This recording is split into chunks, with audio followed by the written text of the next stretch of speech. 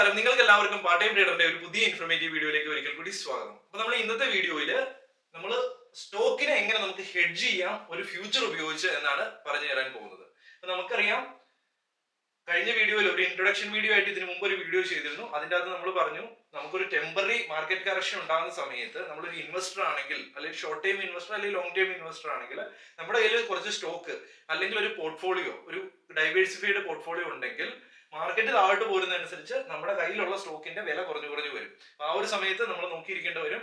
അതേ സമയത്ത് നമ്മൾ മറ്റെന്തെങ്കിലും ഒരു ഹെഡ്ജിങ് ചെയ്യുവാണെങ്കിൽ ആ ഒരു ടെമ്പററി കറക്ഷനിൽ നമുക്ക് ആ സ്റ്റോക്കിനെ ഒന്ന് ലോക്ക് ചെയ്ത് വെക്കാം, അല്ലെങ്കിൽ ആ പോർട്ട്ഫോളിയോ ഒന്ന് ലോക്ക് ചെയ്ത് വെക്കാം. നമുക്ക് നഷ്ടങ്ങളില്ലാതെ കുറച്ച് സമയത്തേക്ക് നമുക്കൊന്ന് പാർഷ്യലി അതിനെ ഒന്ന് മെയിൻറ്റെയിൻ ചെയ്യാൻ പറ്റും. അപ്പൊ അതിനു വേണ്ടിയാണ് നമ്മൾ ഹെഡ്ജിങ് എന്ന് പറഞ്ഞ മെത്തേഡ് യൂസ് ചെയ്യുന്നത്.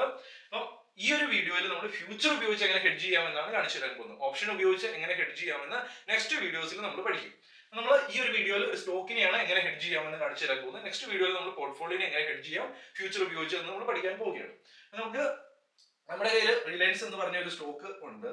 ഒരുപക്ഷെ കുറച്ച് നാൾ മുമ്പ് മേടിച്ചായിരിക്കാം. അപ്പൊ അതിന്റെ പ്രൈസ് പ്രസന്റ് സിനാരിയോയിൽ അതിന്റെ കറന്റ് മാർക്കറ്റ് പ്രൈസ്, ഇപ്പൊ ഞാൻ ഈ വീഡിയോ റെക്കോർഡ് ചെയ്യുന്ന സമയത്ത് അതിന്റെ പ്രൈസ് 1415 ആണ്. അപ്പൊ ഞാൻ ഒരു എക്സാമ്പിളിന് വേണ്ടിയാണ് ഈ ഒരു സ്റ്റോക്ക് ഒക്കെ പറയുന്നത്.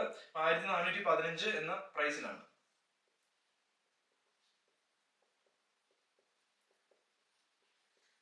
നമ്മള് 1415, നമ്മുടെ കയ്യിൽ 500 ക്വാണ്ടിറ്റി ഉണ്ട്. നമുക്കറിയാം മാർക്കറ്റ് ഒരു ടെമ്പററി കറക്ഷൻ ഉണ്ടാകുമെന്ന്. ആ ഒരു സിനാരിയോയില് നമുക്കറിയാം ആ രീതിയിൽ തന്നെ ടെമ്പററി കറക്ഷൻ ഉണ്ടായി. അത് താഴോട്ട് പോന്നു. നമ്മുടെ കയ്യിൽ 500 ക്വാണ്ടിറ്റി ഉണ്ട്. 1330 എന്ന പ്രൈസിലേക്ക് പോന്നു. എക്സാമ്പിൾ ആണ് കാണിക്കുന്നത്. ഏകദേശം ഇത്രയും താഴോട്ട് പോന്നു. എത്ര രൂപ താഴോട്ട് പോന്നു? ഒരു -85 രൂപ താഴോട്ട് പോന്നു. നമ്മുടെ കയ്യിൽ 500 ക്വാണ്ടിറ്റി ഉണ്ടെങ്കിൽ നമുക്ക് എത്ര നഷ്ടം വരും? നമുക്ക് -42,500 രൂപ നമുക്ക് ഈ ഒരു ഒന്നും ചെയ്യാതിരുന്നു കഴിഞ്ഞാൽ നമുക്ക് ക്യാഷ് മാർക്കറ്റിൽ റിലയൻസിൽ നിന്ന് നഷ്ടം വരും. ഇങ്ങനെ ഒരു സാഹചര്യത്തിൽ നമുക്കറിയാം ടെമ്പററി ലോസ് ഉണ്ടാവും. നമുക്ക് ഇതിനെ പ്രൊട്ടക്ട് ചെയ്യണം, നമുക്ക് ഫ്യൂച്ചർ ഉപയോഗിച്ച് പ്രൊട്ടക്ട് ചെയ്യാമെന്ന് അറിയാമായിരുന്നെങ്കിൽ ആ ഒരു സമയത്ത് നമുക്ക് ഇവിടെ റിലയൻസിന്റെ നമുക്കൊരു ഫ്യൂച്ചർ സെല് ചെയ്യായിരുന്നു. അപ്പൊ ആ ഒരു ഫ്യൂച്ചറിന്റെ ലോട്ട് എത്രയാണ്? ഇപ്പോൾ 500 ക്വാണ്ടിറ്റി ആണ് ഒരു ലോട്ടിൽ വരുന്നത്. അപ്പൊ നമുക്ക് റിലയൻസിന്റെ ഒരു ഫ്യൂച്ചർ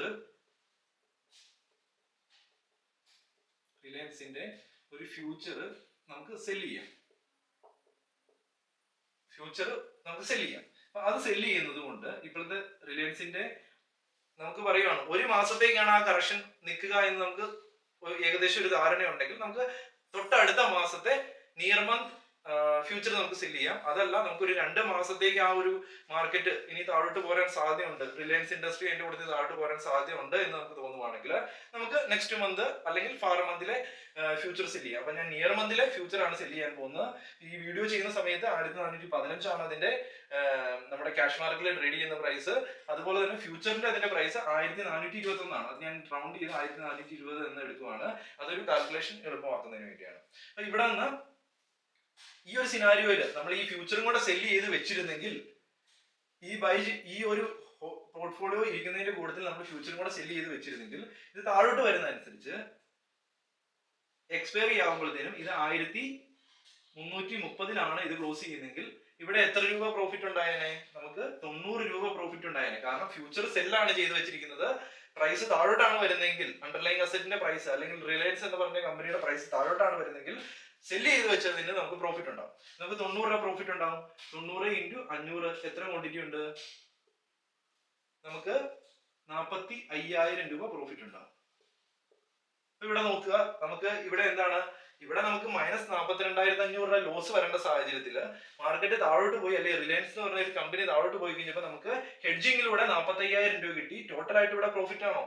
ഇവിടെ നമുക്ക് മാർക്കറ്റ് താഴോട്ട് പോയ സിനാരിയോയിൽ, അല്ലെങ്കിൽ റിലയൻസ് എന്ന് പറഞ്ഞ കമ്പനി താഴോട്ട് പോയ സിനാരിയോയിൽ നമുക്ക് ടോട്ടൽ ആയിട്ട് 45,000 -42,500 കൂടെ കവർ ചെയ്ത് നമുക്ക് ടോട്ടൽ ആയിട്ട് എത്ര പ്രോഫിറ്റ് കിട്ടി? +2,500 പ്രോഫിറ്റ് കിട്ടി. അപ്പൊ ഇതൊരു നല്ലൊരു ഐഡിയ അല്ലേ?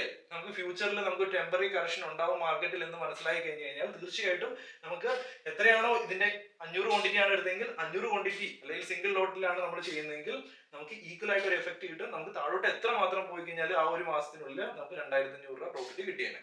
ഇനി നമ്മൾ ടെമ്പററി കറക്ഷൻ ഉണ്ടാകും എന്ന് വിചാരിച്ചു, അതിനുശേഷം ടെമ്പററി കറക്ഷൻ അല്ല ഉണ്ടായത്. ആ ഒരു പ്രൈസിൽ തന്നെ മാർക്കറ്റ് ക്ലോസ് ചെയ്യുകയാണ് ചെയ്തത്. അത് ഒട്ടും മൂവ്മെന്റ് ഒന്നും കിട്ടിയില്ല മാർക്കറ്റിൽ. അങ്ങനെയാണെങ്കിൽ ഇവിടെ എത്രയാണ്? ഇവിടെ നമുക്ക് സീറോ പ്രോഫിറ്റ് ഇൻറ്റു 500. നമ്മൾ ഹെഡ്ജ് എടുത്തു വെച്ചിട്ടുണ്ട്, ഇവിടെ നമുക്ക് പ്രോഫിറ്റ് ഒന്നും കിട്ടിയില്ല. ഇവിടെ എത്രയാണ്? ഇത് നമ്മുടെ എക്സ്പയറി ഡേറ്റ് ആകുമ്പോഴത്തേനും 1415 അത് ക്ലോസിംഗ് വരുന്നത്. 5 രൂപ കുറഞ്ഞു വരും. അപ്പൊ നമുക്ക് ഇവിടെ 5 രൂപ പ്രോഫിറ്റ് കിട്ടി. 5 ഇൻറ്റു 500 നമുക്ക് ഇവിടെ എത്ര രൂപ കിട്ടി? 2500 പ്രോഫിറ്റ് കിട്ടിയാനെ. അപ്പൊ ഇവിടെ ഈ രണ്ട് പൊസിഷന്റെയും ഓവറോൾ നെറ്റ് ഒരു മൂവ്മെന്റ് കിട്ടിയില്ല, മാർക്കറ്റ് ആ ഒരു ലെവലിൽ തന്നെയാണെന്നെങ്കിൽ നമുക്ക് ഇവിടെ എത്ര കിട്ടിയാനെ? പ്ലസ് 2500 നമുക്ക് പ്രോഫിറ്റ് കിട്ടിയാനെ. അപ്പൊ ഇവിടെ നമുക്കൊരു പ്രോബ്ലം ഇല്ല, നമ്മൾ ഉദ്ദേശിച്ചതിനേക്കാളും ഒന്നും സംഭവിച്ചില്ല, താഴോട്ട് പോയില്ലെങ്കിലും നമുക്ക് ഇവിടെ ഒരു പ്രോബ്ലം വരുന്നില്ല. ഇനി മൂന്നാമത്തെ ഒരു സിനാരിയോ ആണ്, റിലയൻസിന്റെ പ്രൈസ് മുകളിലേക്കാണ് പോയത്. അപ്പൊ അത് മുകളിലേക്ക് പോയി 1500 പോയി. അപ്പൊ നമുക്ക് എഗനിസ്റ്റ് ആയിട്ടാണ് പോയത്. അപ്പൊ നമുക്ക് പ്രോബ്ലം ഉണ്ടാകേണ്ടതാണ്. ബട്ട് നമുക്ക് ഇവിടെ നോക്കാം, 1415 നിന്ന് 1500 പോയി കഴിഞ്ഞപ്പോൾ ഇവിടെ ഒരു 85 രൂപ പ്രോഫിറ്റ് ആണ് നമുക്ക് ഒരു സ്റ്റോക്കിൽ കിട്ടിയത്. നമുക്ക് നമ്മുടെ കയ്യിൽ 500 ക്വാണ്ടിറ്റി ആണുള്ളത്. നമുക്ക് ടോട്ടൽ ആയിട്ട് 42,500 നമുക്ക് ഇവിടെ ഒരു പ്രോഫിറ്റ് കിട്ടി. ഇവിടെയും നമുക്ക് ഇത് പ്രൈസ് മുകളിലേക്ക് പോയി 1500 ക്ലോസിംഗ് വന്നിരിക്കുന്നത്. നമുക്ക് ഇവിടെ എത്ര രൂപ മുകളിലേക്ക് പോയി? 80 രൂപ മുകളിലേക്ക് പോയി. 80 ഇൻറ്റു 500 നമ്മൾ സെല്ലാണ് ചെയ്ത് വെച്ചിരിക്കുന്നത്. അതുകൊണ്ട് ഇവിടെ മൈനസ് 40,000 രൂപ നമുക്ക് നഷ്ടം വന്നേനെ, മൈനസ് 40,000. അപ്പൊ നമുക്ക് ഓവറോൾ എത്രയായിരുന്നു? ഇവിടെ നമുക്ക് രണ്ട് പൊസിഷൻ ഉള്ളത് കൊണ്ട് ഇവിടെ 42,500 പ്രോഫിറ്റ് കിട്ടി, ഇവിടെ 40,000 രൂപ മൈനസ് ഉണ്ടായി. അപ്പം ഇവിടെയും നമുക്ക് ഓവറോൾ നമുക്ക് 2,500 പ്രോഫിറ്റ് കിട്ടിയേനെ. അപ്പൊ നമുക്ക് മൂന്ന് സിനാരിയോസിൽ ഒരു പ്രോബ്ലംസും ഇല്ല. നമുക്ക് സ്റ്റോക്കിനെ ഹെഡ്ജ് ചെയ്തിട്ടുണ്ടെങ്കിൽ ആ ഒരു റിലയൻസ് എന്ന് പറയുന്ന കമ്പനി 500 ക്വാണ്ടിറ്റി തന്നെ നമ്മൾ ഫ്യൂച്ചറിൽ സെല് ചെയ്ത് വെച്ചിരുന്നെങ്കിൽ അത് താഴോട്ട് പോയി കഴിഞ്ഞായിരുന്നെങ്കിലും നമുക്ക് ആ ഒരു പ്രൈസിനെ ലോക്ക് ചെയ്തു. അതേ ഒരു ലെവലിൽ നിന്ന് കഴിഞ്ഞാൽ നമ്മൾ ആ പ്രൈസിനെ ലോക്ക് ചെയ്തു. മുകളിലേക്ക് പോയി കഴിഞ്ഞാൽ നമ്മൾ ആ ഒരു കമ്പനിയിൽ ലോക്ക് ചെയ്തു. ഇവിടെ എന്താണ്? ഫ്യൂച്ചർ നല്ലൊരു ഫ്യൂച്ചർ ഉപയോഗിച്ച് സെല് ചെയ്ത് കഴിഞ്ഞാൽ നമുക്ക് ഒരു ടെമ്പററി കറക്ഷൻ ഉണ്ടാകുന്ന സമയത്ത് ആ ഒരു സ്റ്റോക്ക് സെല് ചെയ്ത് കളയാതെ ആ ഒരു സ്റ്റോക്കിനെ നമുക്ക് റിലയൻസ് അല്ലെങ്കിൽ ഏതെങ്കിലും ഒരു സ്റ്റോക്കിനെ നമുക്ക് കൃത്യമായിട്ട് ലോക്ക് ചെയ്യാമായിരുന്നു, കൃത്യമായിട്ട് ലോക്ക് ചെയ്യായിരുന്നു. അപ്പൊ മുകളിലേക്ക് പോയാലും താഴോട്ട് പോയി കഴിഞ്ഞാൽ ആ ഒരു ലെവലിൽ നിന്ന് കഴിഞ്ഞാൽ നമുക്ക് നഷ്ടങ്ങളൊന്നും വരാതെ തന്നെ ലോക്ക് ചെയ്യാനുള്ള ഓപ്പർച്യൂണിറ്റി ഉണ്ടായിരുന്നു. അപ്പൊ ഹെഡ്ജ് ചെയ്യുന്ന സമയത്ത് നമ്മൾ കുറച്ച് കാര്യങ്ങൾ ശ്രദ്ധിക്കണം. ഒന്നാമത്തെ ഒരു കാര്യമാണ്, നമുക്ക് കുറച്ച് ഇമ്പോർട്ടന്റ് ആയിട്ടുള്ള പോയിന്റ്സ് ഉണ്ട്. നമ്മുടെ ഒന്നാമത്തെ ഒരു കാര്യമാണ്, ഹെഡ്ജ് ചെയ്യുന്ന സമയത്ത് ഈ ഒരു ഇൻവെസ്റ്റ്മെന്റ് വാല്യൂ അതുപോലെ തന്നെ ഫ്യൂച്ചറിന്റെ വാല്യൂ രണ്ടും ഈക്വൽ ആയിരിക്കണം. അതായത് investment value, future sell value, ഇത് രണ്ടും ഈക്വൽ ആയിരിക്കണം. മറിച്ച് ഇവിടെ നമ്മുടെ കയ്യിൽ ഒരു ചെറിയ ഇൻവെസ്റ്റർ ആണ്, അവരുടെ കയ്യിൽ ഒരു 100 ക്വാണ്ടിറ്റി ഉള്ളൂ റിലയൻസിന്റെ.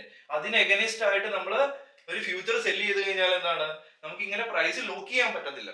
മറിച്ച് അത് താഴോട്ടാണ് പോകുന്നതെങ്കിൽ നമുക്ക് ഫ്യൂച്ചറിൽ നമുക്ക് കൂടുതൽ എമൗണ്ട് നമ്മുടെ കയ്യിൽ ഉണ്ടെങ്കിൽ അവിടെ പ്രോഫിറ്റ് കൂടുതൽ കിട്ടിക്കൊണ്ടിരിക്കും. അപ്പൊ അതൊരു ഡയറക്ഷനിൽ മൂവ് ആയി പോകും. നമുക്ക് ഉദ്ദേശിച്ചു ആ ഒരു ഡയറക്ഷനിൽ പോയി കഴിഞ്ഞാൽ നമുക്ക് ഫ്യൂച്ചറിൽ ഒരുപാട് പ്രോഫിറ്റ് കിട്ടും. അതല്ല, ഇത് മുകളിലേക്ക് നമ്മൾ ടെമ്പററി സെല്ല് ചെയ്ത് വെച്ചു, നമ്മുടെ കയ്യിൽ ക്യാഷ് മാർക്കറ്റിൽ ക്വാണ്ടിറ്റി റിലയൻസിന്റെ കുറവാണ്, 500 ക്വാണ്ടിറ്റി ഇല്ല, നമ്മുടെ കയ്യിൽ ഒരു 100 ക്വാണ്ടിറ്റി ഉള്ളെങ്കിൽ ഇത് മുകളിലേക്ക് പോകും. ഇത് മുകളിലേക്ക് പോകുമ്പോൾ ഇവിടെ എത്ര നഷ്ടം വന്നു? 40,000 രൂപ നഷ്ടം മതി 1500 ചെന്നപ്പോൾ.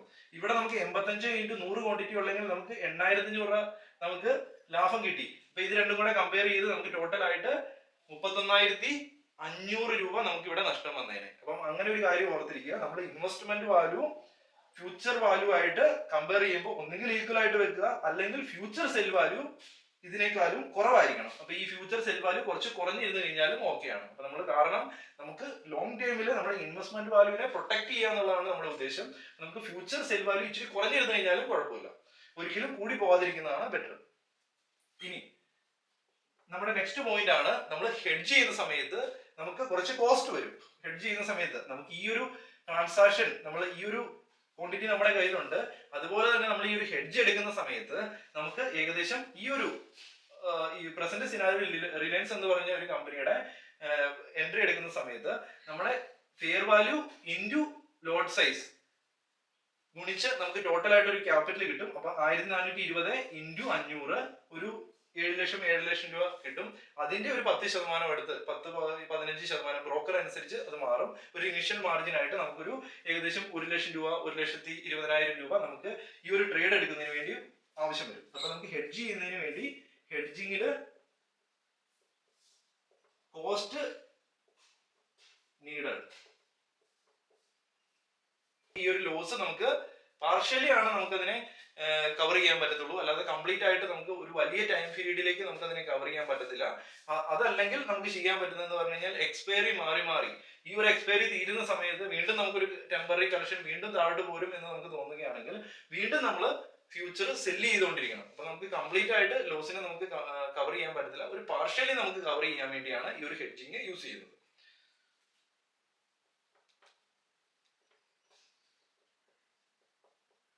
Partially cover losses. പിന്നെ നമ്മൾ ഇമ്പോർട്ടന്റ് ആയിട്ട് അറിഞ്ഞിരിക്കേണ്ട ഒരു കാര്യമാണ്, നമ്മൾ ഹെഡ്ജിങ്ങിൽ എപ്പോഴും ഓപ്പോസിറ്റ് ഡയറക്ഷൻ എൻട്രീസ് ആണ് എടുക്കുന്നത്.